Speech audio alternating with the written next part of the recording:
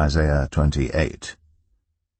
Woe to that wreath, the pride of Ephraim's drunkards, to the fading flower, his glorious beauty, set on the head of a fertile valley, to that city, the pride of those laid low by wine.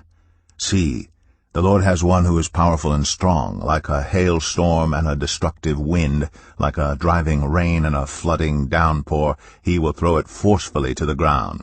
That wreath, the pride of Ephraim's drunkards, will be trampled underfoot. That fading flower, his glorious beauty, set on the head of a fertile valley, will be like figs right before harvest. As soon as people see them and take them in hand, they swallow them. In that day the Lord Almighty will be a glorious crown, a beautiful wreath for the remnant of his people. He will be a spirit of justice to the one who sits in judgment, a source of strength to those who turn back the battle at the gate. And these also stagger from wine and reel from beer. Priests and prophets stagger from beer and are befuddled with wine. They reel from beer. They stagger when seeing visions. They stumble when rendering decisions. All the tables are covered with vomit, and there is not a spot without filth. Who is it he is trying to teach? To whom is he explaining his message? To children weaned from their milk, to those just taken from the breast? For it is, do this, do that, a rule for this, a rule for that, a little here, a little there. Very well then. With foreign lips and strange tongues, God will speak to this people, to whom he said, This is the resting place, let the weary rest, and This is the place of repose. But they would not listen.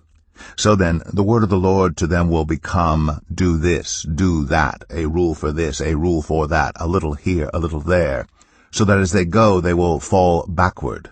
They will be injured and snared and captured. Therefore hear the word of the Lord, you scoffers who rule this people in Jerusalem. You boast, we have entered into a covenant with death. With the realm of the dead we have made an agreement.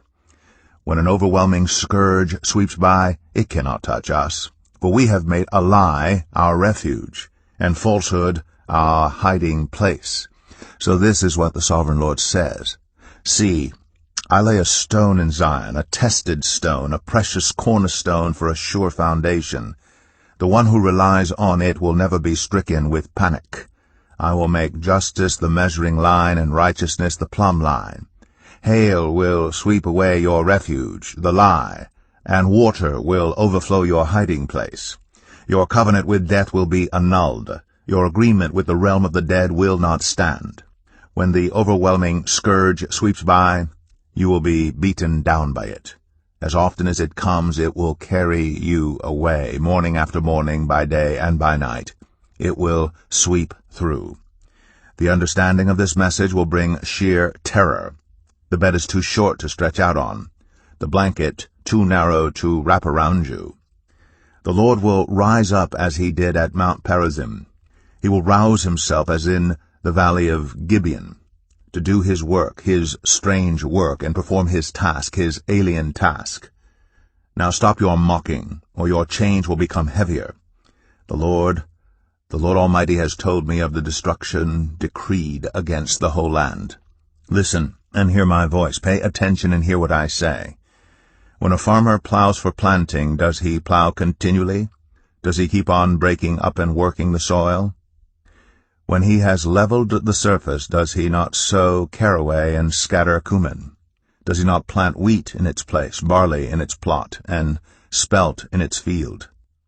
His God instructs him and teaches him the right way. Caraway is not threshed with a sledge, nor is the wheel of a cart rolled over cumin. Caraway is beaten out with a rod, and cumin with a stick. Grain must be ground to make bread. So one does not go on threshing it forever.